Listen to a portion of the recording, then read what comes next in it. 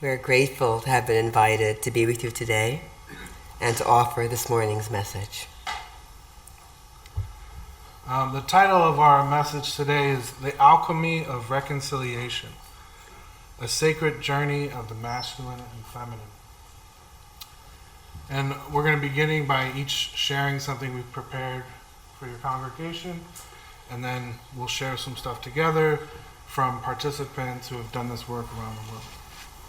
Thank you. And Max will... Where will I begin? Huh? No, I was just saying that you're all the... Yeah. Who are we?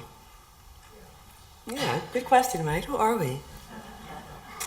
We are spirits in fleshly form, each a divine spark of creation, each an aspect of the cosmos. Out of a seemingly infinitely vast cosmos, we emerged, sentient specks of cosmic dust. From dust thou art, to dust thou shalt return, speaks of our physical beings, our physical selves and our souls, learning and growing. What are our models? What are the early experiences that influenced, shaped, impacted our trajectories? My early images of the sacred were fearsome and foreign. A white male god, angry, jealous, wrathful, vengeful, with a long white beard and a long white robe, sitting on a cold white marble throne upon a cloud, sitting in judgment of everyone, of little me. The alchemy of reconciliation. Much of that work begins within the self, with recognizing our divinity. As Alice Walker's character Shug says in The Color Purple, God is inside you and inside everybody. You come into the world with God. Or to quote Ntozake Shange, I found God in myself and I loved her. I loved her fiercely. The sacred feminine brought me home to myself. Patricia Riley's book, A God Who Looks Like Me, was the early beginning of my conscious journey to the sacred feminine. To be with the sacred feminine is to be willing to be in the alchemical stew, the alchemy of reclaiming disparaged aspects of the self, of facing, reconciling with, and healing the skeletons in our closets, our shunned parts, the parts of ourselves we don't want others to see, and we might not even want to see and acknowledge. As Brene Brown, research professor at UT Austin, states, healing is a constant battle between your inner child who is scared and just wants safety, your inner teenager who is angry and just wants justice, and your current self who is tired and just wants peace. Are we hiding our fears? Are we running from our anger? Do we feel the need to present ourselves as always solid and sturdy? The sacred feminine is not a fluffy bunny goddess. She is the roiling, Platonic depths.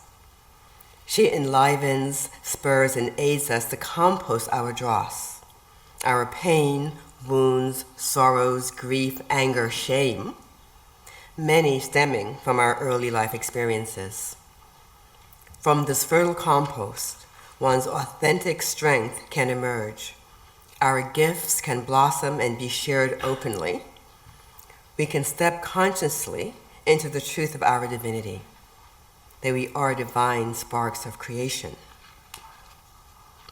Within Ifa, the traditional religion of the West African Yoruba, I found images of the divine feminine that are rich, complex, and multi-textured. One such deity is Oshun. I have heard described her as the river that carries our stories. Within Jerry, it is through the sharing of our stories that healing is enabled. A sacred container is created, trust is built, participants vulnerably share the stories that have deeply impacted our lives. More than once I have heard, I've never shared that before. I've never told anyone this. A facilitator described it as someone saying, "Look, this is my heart. I share it with you." A simple, poignant statement that speaks to the profound gift that is the alchemy of reconciliation. Look, this is my heart. I share it with you. Thank you.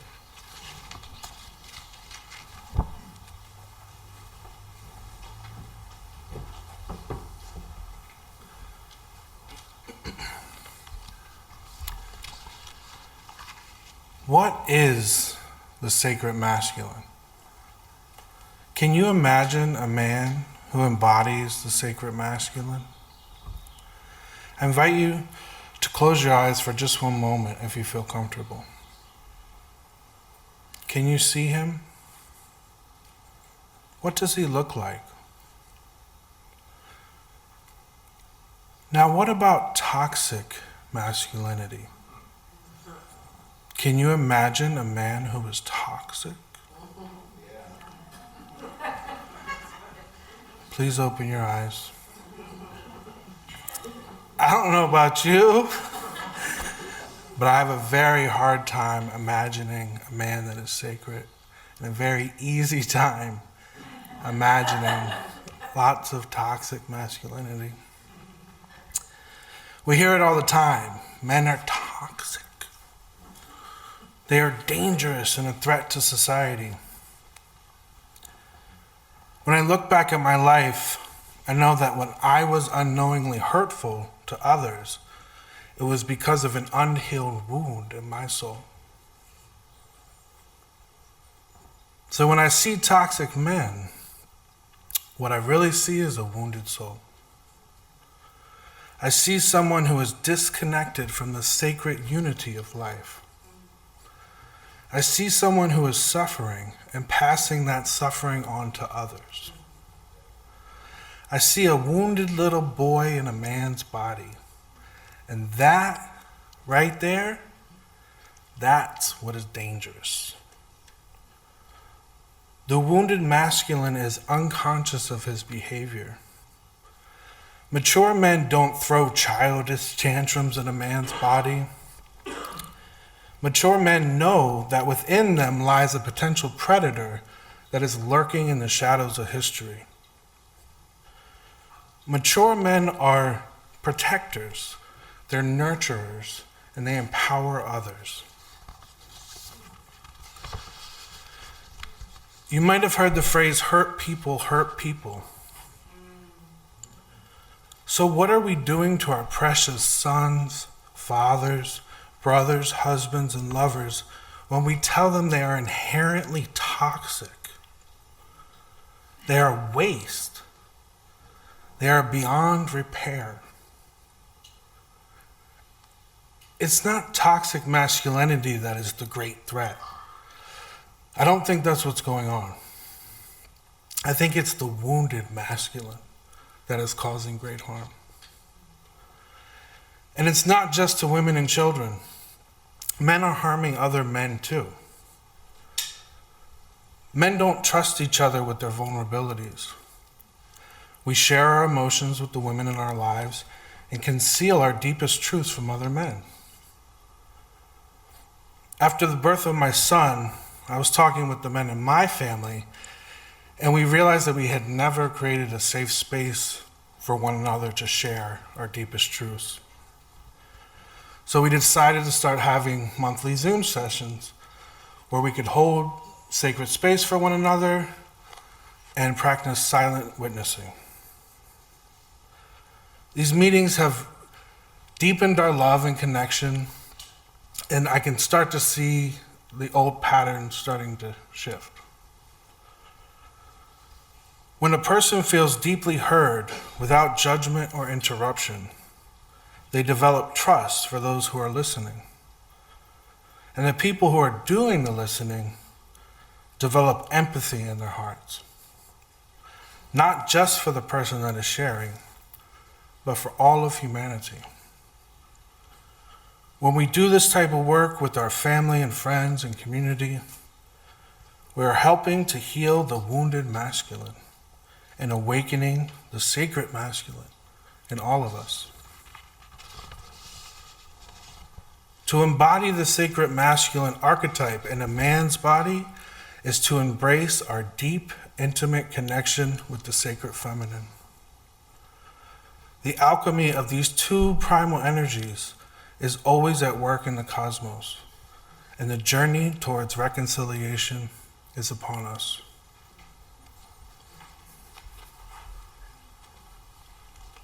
Nat, would you like to join me? Thank you. So now we're going to share about some of the Jerry work that's going on internationally. I have some slides from different groups around the world, and we're going to share a couple stories from participants that have participated in this work. So Jerry is a global community of people across 6 continents and many cultures who are working together to transform systemic violence and oppression in relation to gender and sexuality. To paraphrase the Reverend Dr. Martin Luther King, injustice and corruption will never be transformed by keeping them hidden, but only by bringing them into the light and confronting them with the power of love. This is the core purpose and methodology of the Jerry program.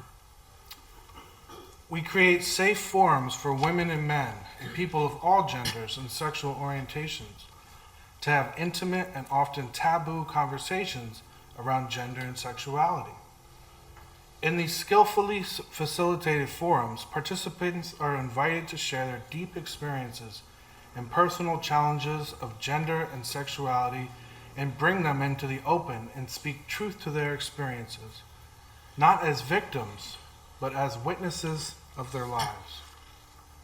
This is not to wallow in our pain and suffering, but rather to bring it to the light so that we may heal and transform and move into a place of wholeness, health, and spiritual fulfillment.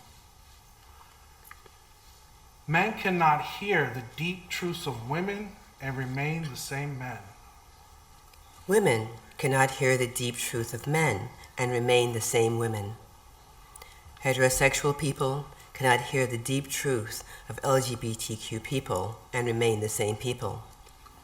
Together, we heal and transform and move toward a new found place of deeper understanding and compassion that goes beyond equal rights and mutual respect to a place of mutual reverence.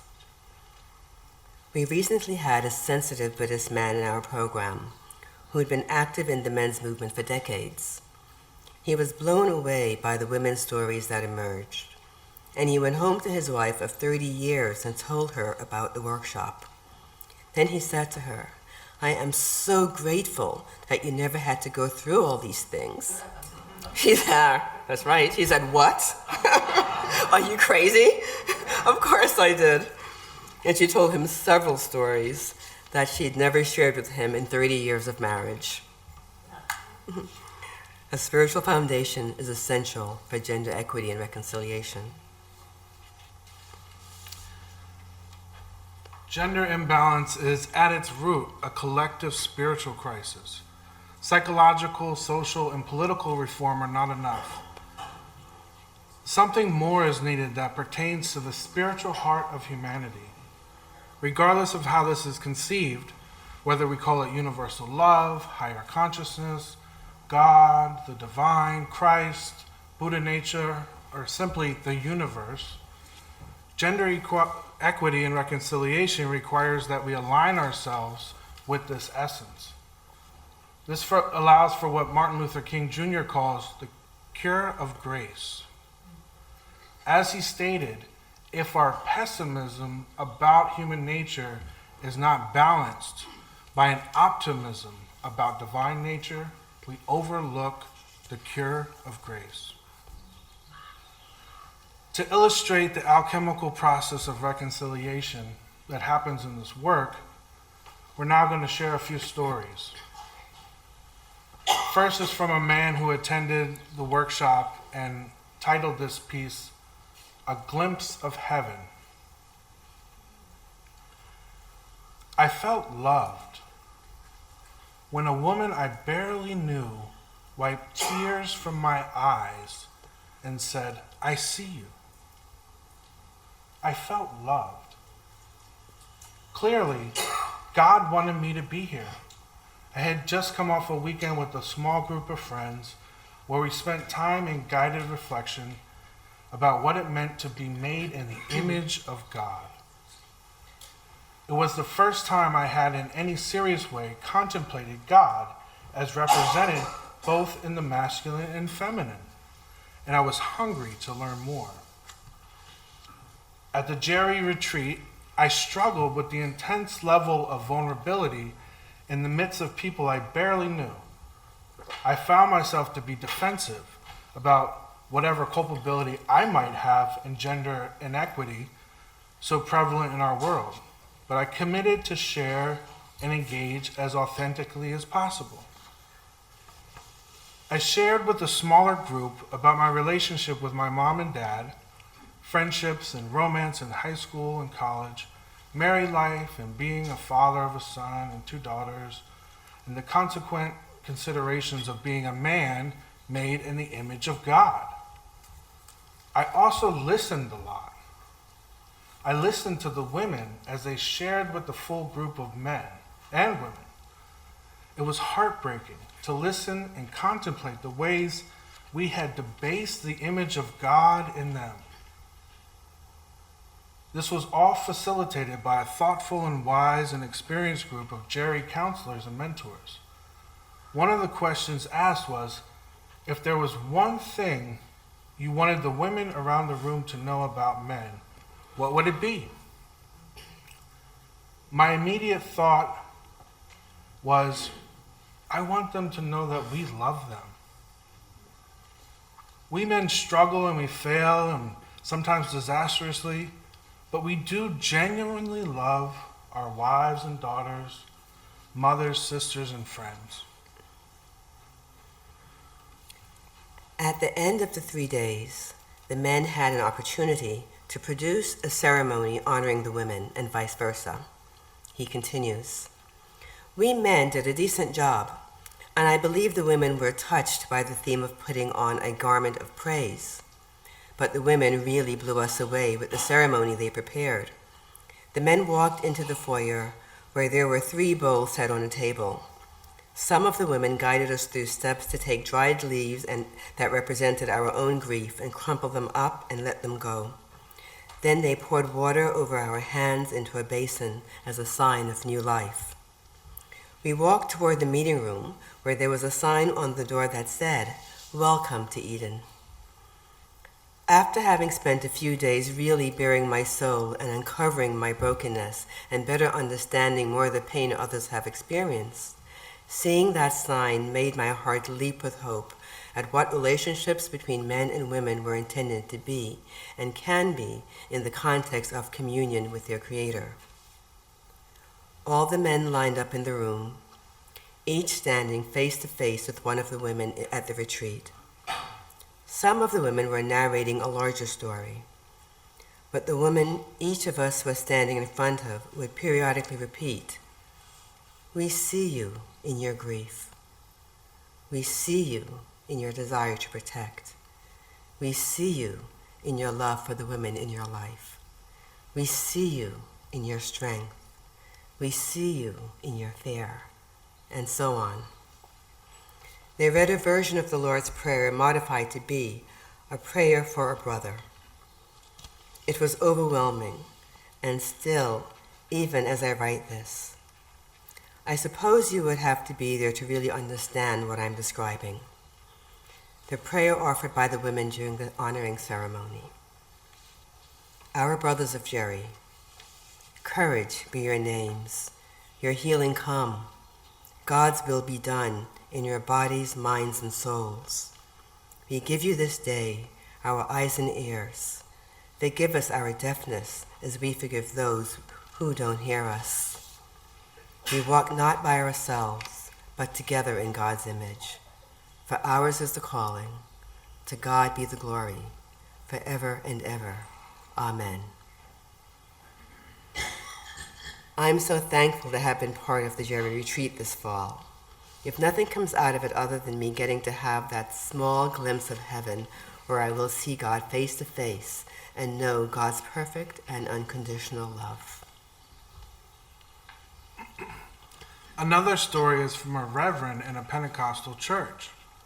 As he said, I joined a church 12 years ago and when I was 21 years old, and at a time when I was really seeking God and longing for a spiritual community of compassionate people who embodied the qualities of Christ. At the same time, when I joined the church, I had a feeling of liberation in my sexuality and in my gender identity and expression, none of which was a topic of discussion. Anything related to sex and sexuality was taboo to talk about in our church. During my time as an assistant youth pastor, there was a woman in the young adult group who was in a same-sex relationship with another woman outside of the church. In a Sunday service, the senior minister, who was a beloved teacher and spiritual mentor of mine, called me to the altar as we went to pray. She then called this young woman to the altar. The pastor turned to me and said, "This woman is in a relationship with another woman, and this is not from God.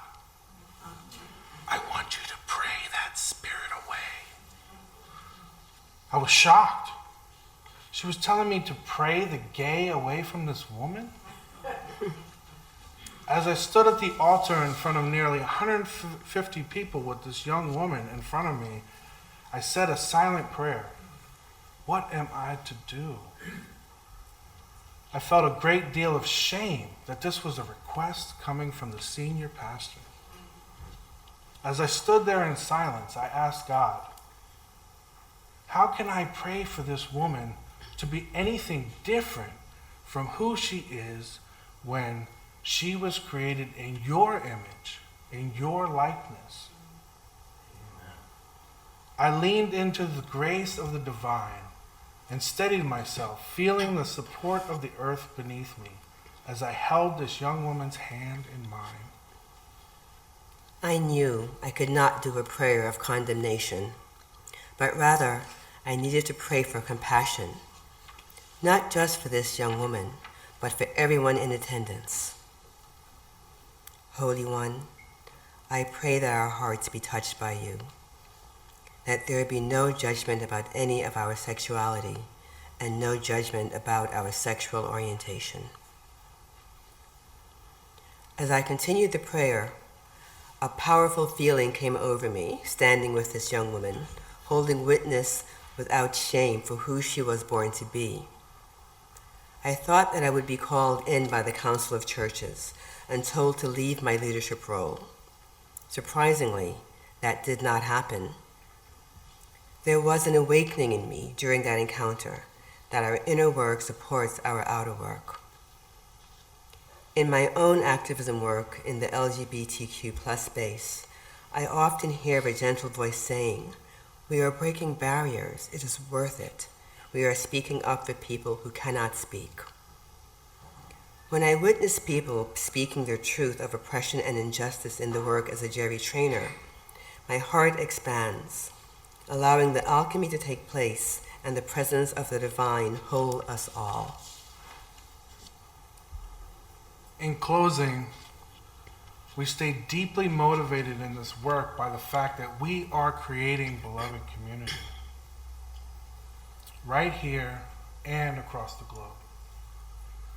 It may still be a small group of us, but it is very real, it's alive, and it is transforming the lives of those who are involved.